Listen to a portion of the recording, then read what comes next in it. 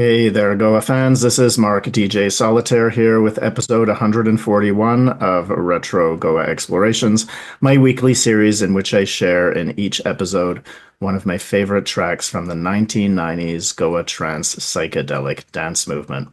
So, this is going to be the last episode of 2025. We are still in the 1997 to 98 season. And this is a really special track for several reasons. And as I think a lot of us have had those experiences where, a certain track played at a certain party, it just really stays with us. And those of you who've been watching the series know my memory is pretty amazing. And so a lot of that stayed with me and is still there. So I really remember very clearly, like a lot about this uh, jaw-dropping event and the track that closed the party. So I'm going to go into that whole contextual hello before we listen to this amazing music. So I've already featured a couple of tracks in this series, in this season, that came out on Man with No Name's album on Perfecto, Earth Moving the Sun. And this is the Japanese edition, which includes the incredible track Mainframe, which was not on the regular edition and is one of my all-time favorite tracks. But the two tracks that I got from this album before it was released in 1998, I got in 1997. It was either May or August. I know that's how my brain works, but it was around the time of this party in May, or it was a few months later.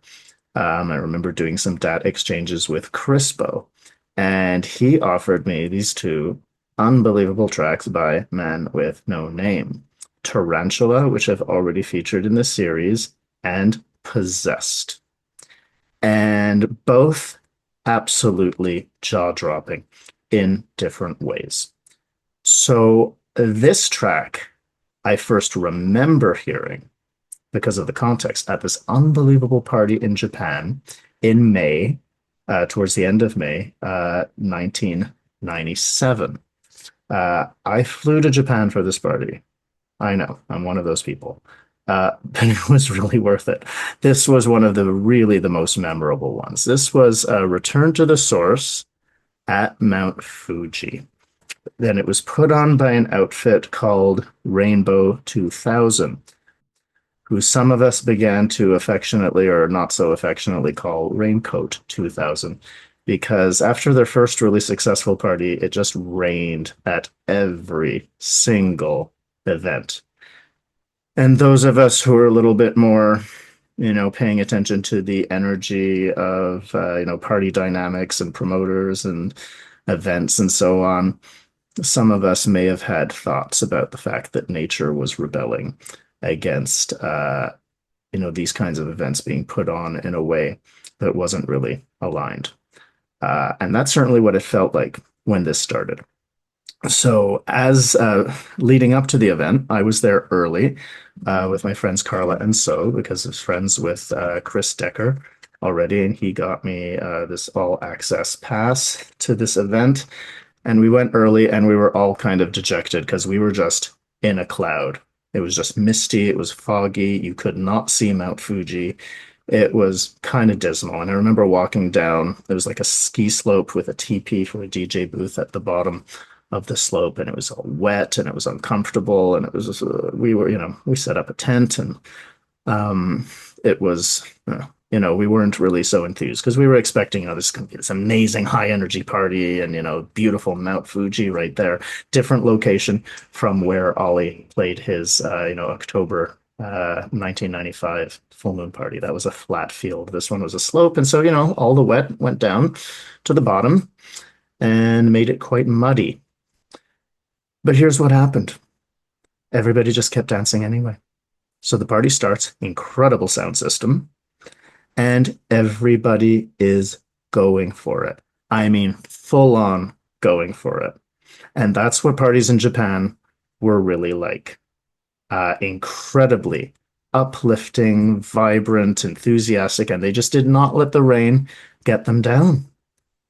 And then something changed as it was going on. I think Medicine Drum might have been first, or it might have been someone else. They might have sort of been more towards the middle of the night.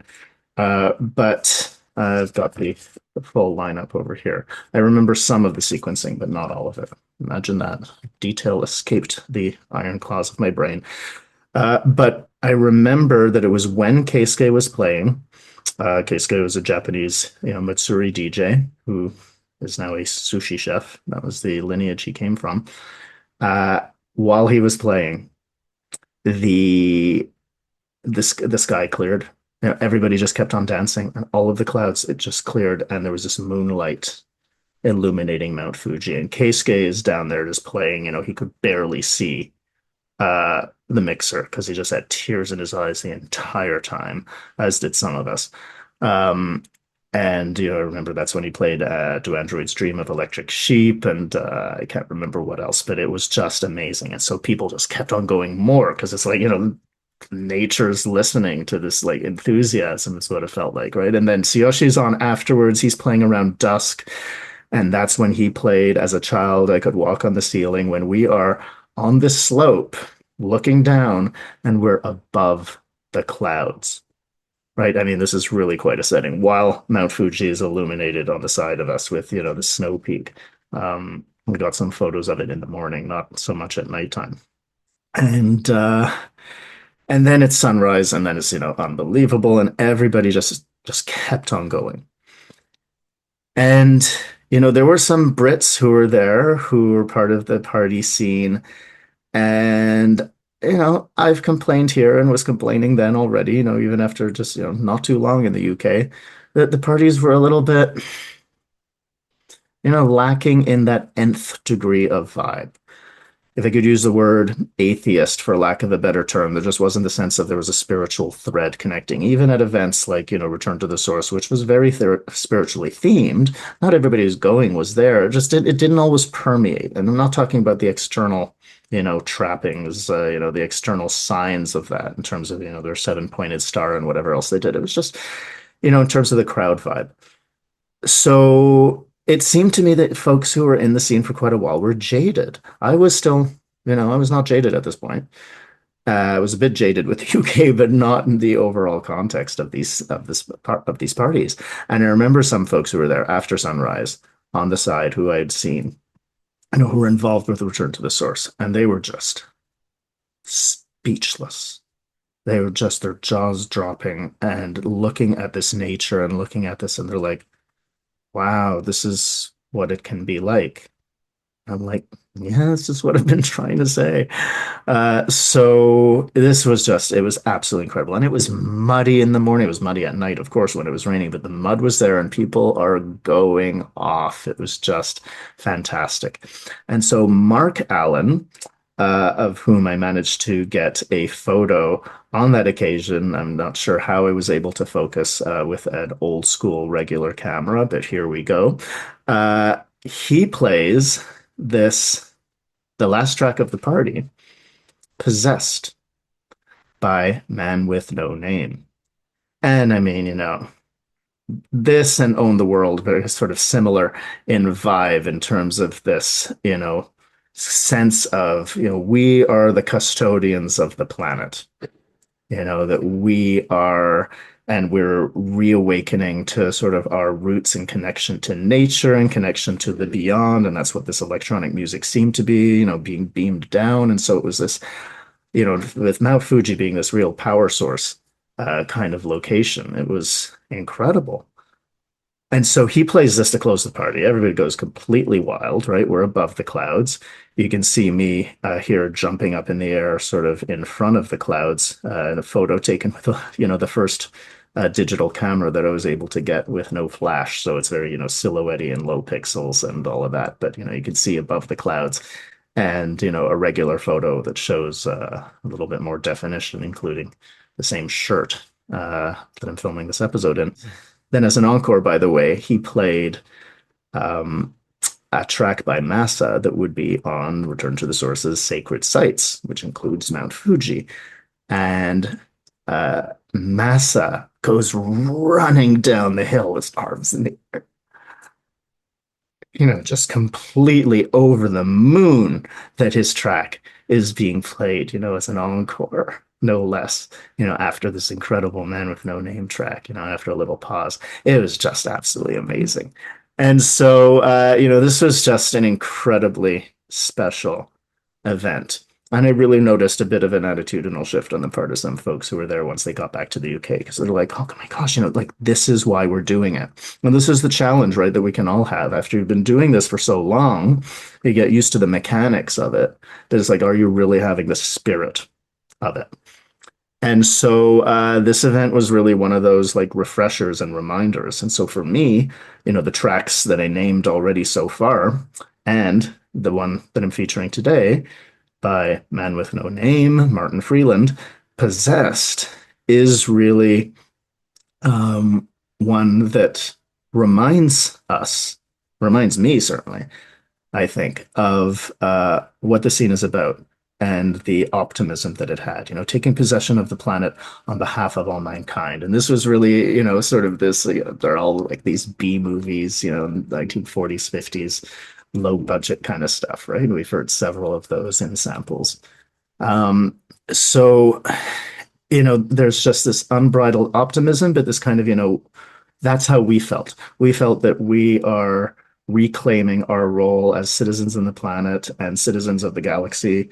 That youth of the galaxy, to quote a doof track, that we're unified and we're one and we're part of nature, and that's what we're doing. We're reclaiming ownership, not in the sort of literal and certainly not financial sense, but in the sort of more existential sense. So yeah, this track just always brings to mind that absolutely incredible event. And so why don't we give it a listen? All right, here we go with Man with No Name's Possessed. This beautiful, simple slide down. All of his sounds are so exquisite. And the pacing, the storytelling, and this like Morse code message.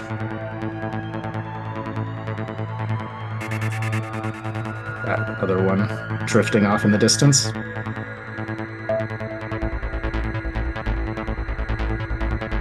Just this incredibly optimistic pattern, and then that whoosh. We need way more whooshes now. And then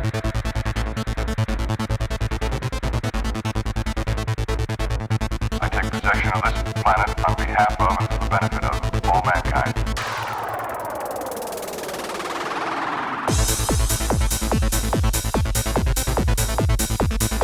So, it's the notes, the melodic pattern, and the rhythm of all of this. Just brilliant. That extra little bit there. That one, that other voice, the voices, these little riffs seem to come out of other riffs. Just magnificent.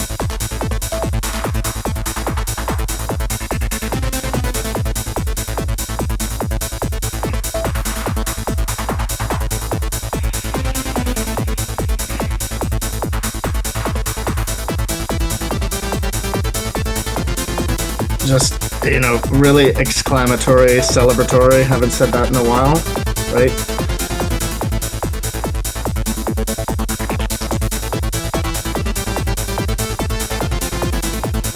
Beautiful anthem, right? It's really catchy. It's really straightforward. It really has a beautiful hook.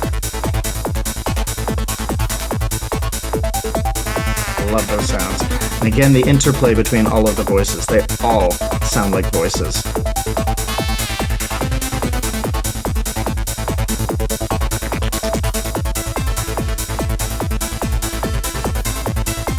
I mean, that upper register, and then this slide that's going to come up.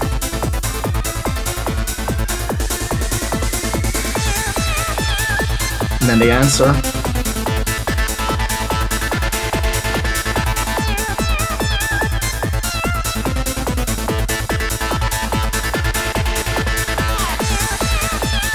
And that 4-time repetition. Well, that was a third.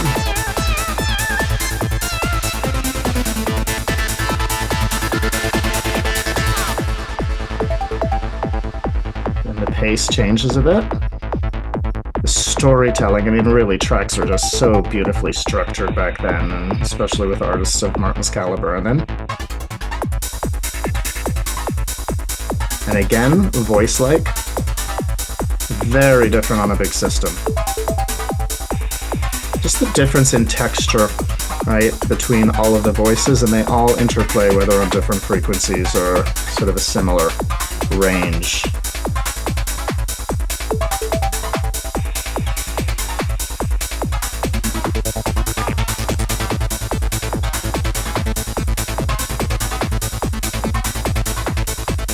We come back to that bass line.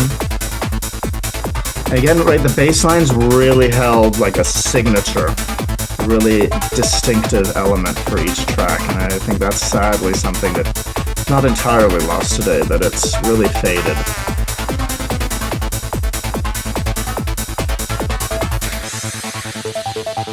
Interesting pause.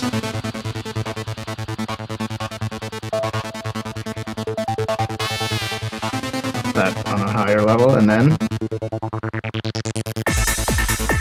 there's that one note, exclamatory, right? It's simultaneously celebratory and uplifting, and a little bit still anguish, like, are you guys getting the message, right? Really emphatic.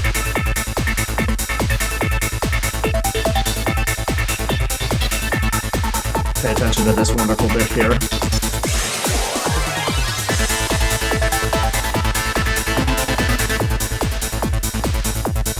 Again.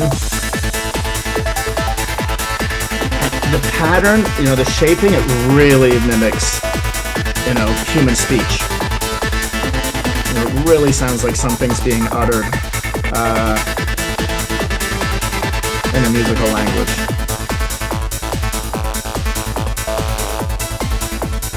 And again, we get this wonderful riff building up.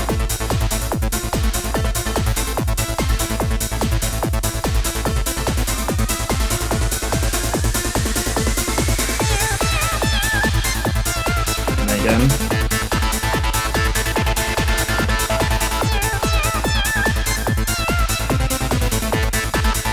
Again, that kind of call and answer patterning that we've seen in a lot of music.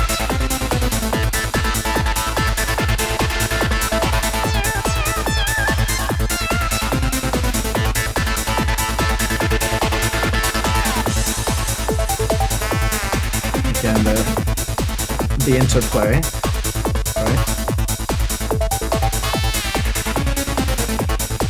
Very important key change there, or chord change.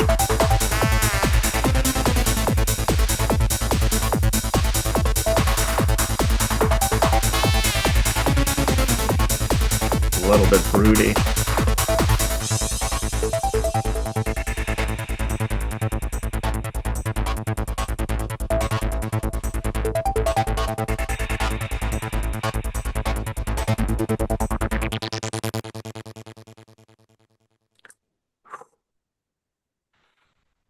I mean, getting goosebumps just thinking about that setting and with all of the magic going on in that tune. I mean, absolutely jaw-dropping.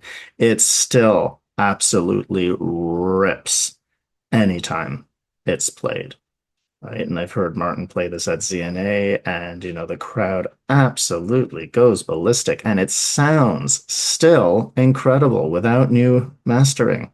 Like, as it was done back then, on a new system, crystal clear, impeccable engineering, but the musical content and the, dare I say, spiritual content, right? The energetic, why is this music being made? What purpose is it serving, right? And at an event like that, we really felt all of that just aligning and really, coexisting. It was just absolutely magnificent. So I thought that this would be, a nice track to end the year on as we head into holiday time. And as there's a lot of doom and gloom in the world.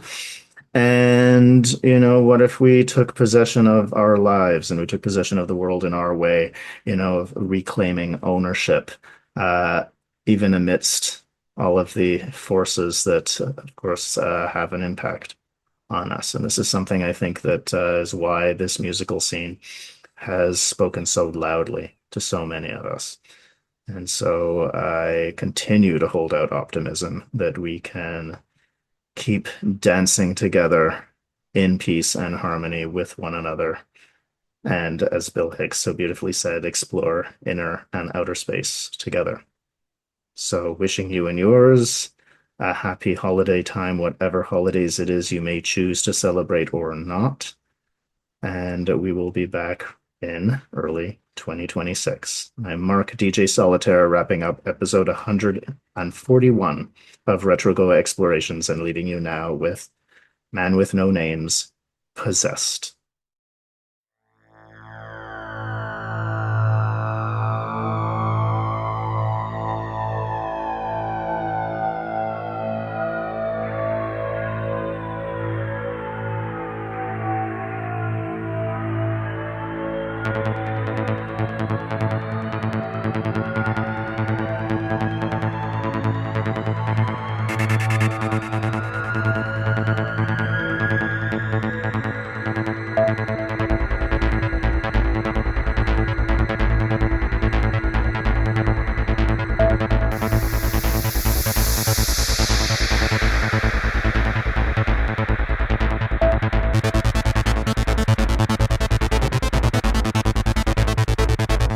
I take possession of this planet on behalf of and for the benefit of all mankind.